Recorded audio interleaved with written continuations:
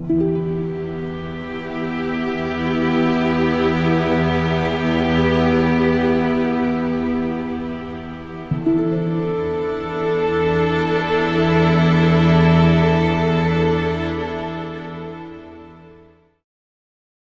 to episode 1 of Critical Thinking.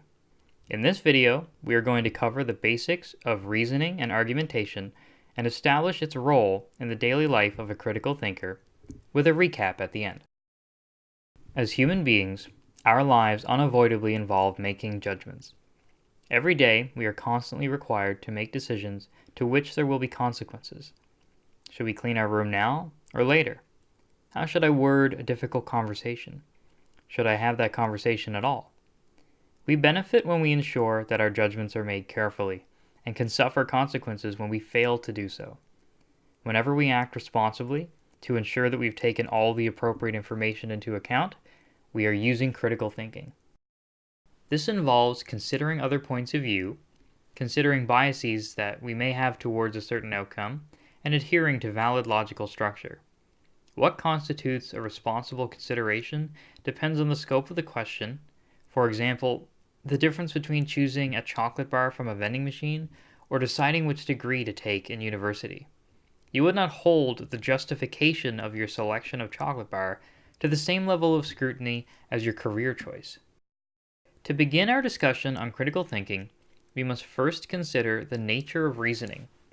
First and foremost, know that there are two primary approaches to reason that we will be discussing, known as deductive reasoning and inductive reasoning. In deductive reasoning, the structure of the argument necessitates that, if the premises are true, the conclusion will have to be true as well. Deductive arguments are assessed along two criteria, the first of which is validity. A deductive argument is considered valid if the truth of the premises forces the conclusion to be true also, which is accomplished as a result of the structure of the argument. A deductive argument is sound when it is valid and its premises are in fact true. This means that you can have a valid argument which is unsound, but not a sound argument which is not valid. An example of a valid argument which lacks soundness would be, all crows are green, Fred is a crow, Fred is green. The truth of the premises necessitates the truth of the conclusion. But in this case, the premises are not true, and therefore the argument lacks soundness. In summary, deductive arguments are either valid or invalid, sound or unsound. When evaluating a deductive argument, first you assess its validity by reviewing its structure. Once the validity has been established, you may establish the soundness by whether or not the premises are true. Test your deductive arguments by asking yourself, is there any situation in which the conclusion cannot be true if the premises are true? Inductive reasoning contrasts with deductive reasoning in several important ways. Firstly, an inductive argument is not necessarily true even if all of the premises are true. Rather than being evaluated for validity, inductive arguments are either strong or weak, which is an assessment of how probable it is that the conclusion is true. Even in the case of the strongest possible inductive argument, the truth of the conclusion is not guaranteed. Inductive reasoning has undeniable practical uses, but also significant limitations. For now, it's enough to be able to distinguish between deductive and inductive by their relationship with the conclusion, as illustrated for you here. In critical thinking, arguments are a fundamental part of reasoning. To construct an argument is to endeavor to discover the truth of an idea. Learning how to appreciate good arguments and identify bad arguments goes a long way. But before we jump into it, we will discuss the components that make up an argument. Statements are declarations which are either true or false. Human beings communicate in all kinds of utterances and formulate all sorts of sentences, but the term statement is reserved solely for those which have a value of either true or false. Statements are important because when utilized in an argument, they form premises.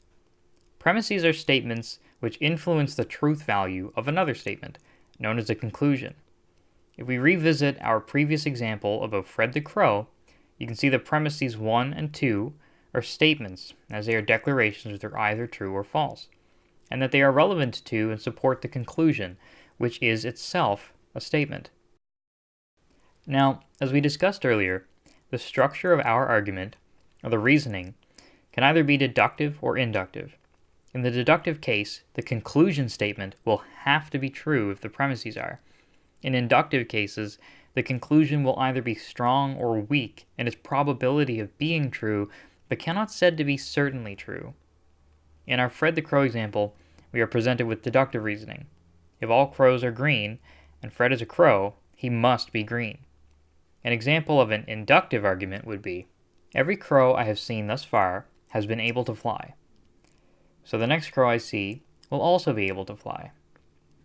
This argument is inductive because the conclusion may be true, but that truth is not guaranteed no matter how accurate the premise is. The more premises we add to reinforce this argument, however, the stronger it will become, and therefore the probability of the conclusion being true will increase. This is the basic structure of an argument, a series of premises supporting a conclusion. Some arguments are simple, as will be the case with many of the examples we will use throughout these videos, whereby a limited number of premises lead to a single conclusion. There is no limit to the number of conclusions included in an argument, however, as some conclusions can serve as premises for another conclusion further down the line of reasoning.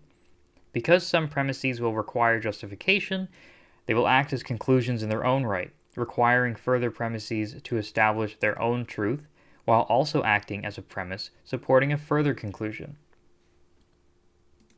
Understanding that an argument is a conclusion supported by premises is a good start, but in common everyday language, arguments are not always easy to distinguish. First, know that the term argument in logic has a specific meaning, and that the type of argument that may jump to mind where two individuals are having a disagreement is not automatically an argument. There are many forms of disagreements which do not feature logical arguments whatsoever. Secondly, even if the information presented to you does in fact constitute an argument, there's no reason to assume that the premises will appear before the conclusion. They may, or they may come after.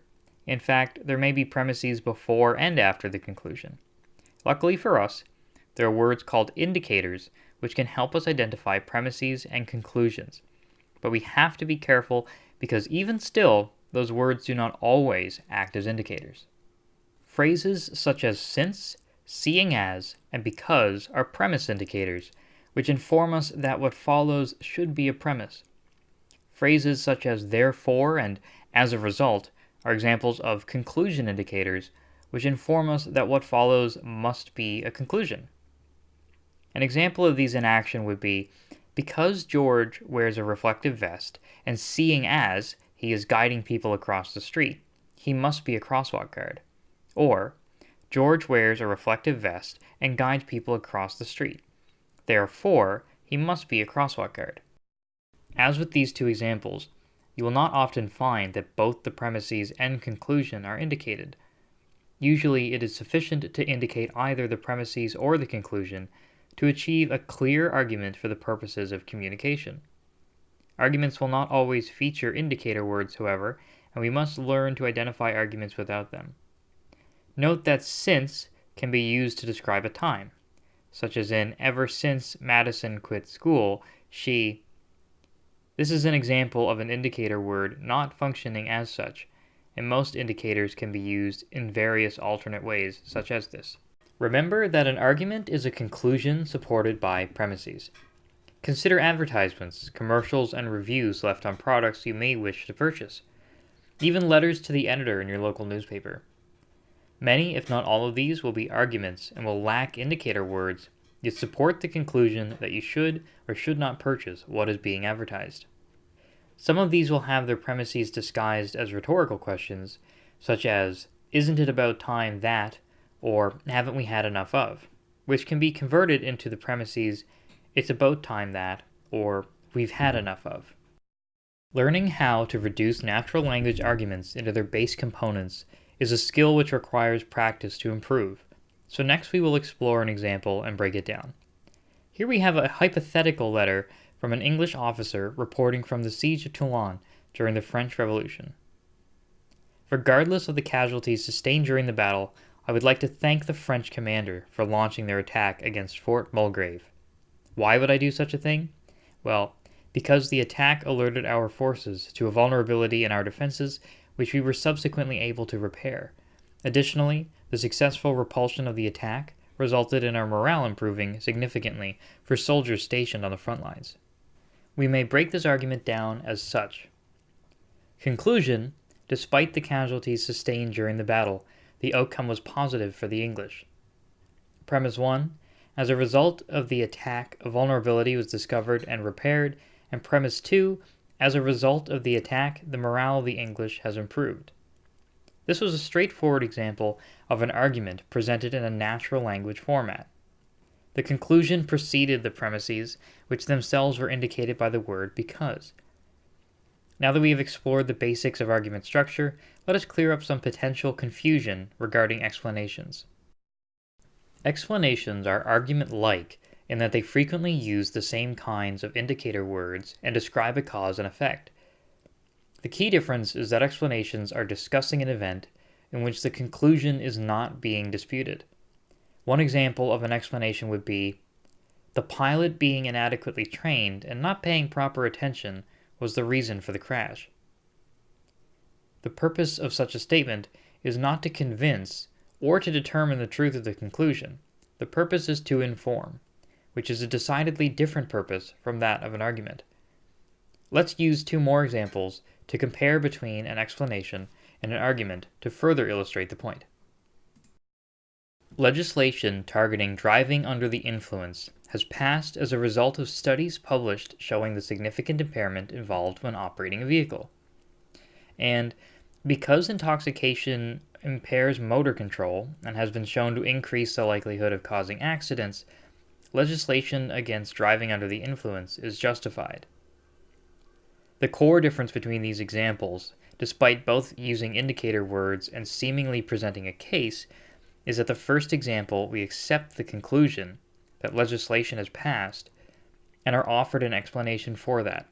In the second example, the conclusion that the legislation is justified is not accepted by default, and the premises are serving the purpose of attempting to demonstrate the truth of the conclusion. Explanations can include arguments or can evolve into arguments. Whenever a line of reasoning is used to establish the truth of a statement, it is an argument, and therefore, if we were to dispute any statement of the explanation using further premises, we have generated an argument. Let's recap what we've learned in this video. Firstly, we discussed the differences between deductive and inductive reasoning. In deductive reasoning, the truth of the premises necessitates the truth of the conclusion. In inductive reasoning, the conclusion can never be 100% confirmed, even if the premises are all entirely true.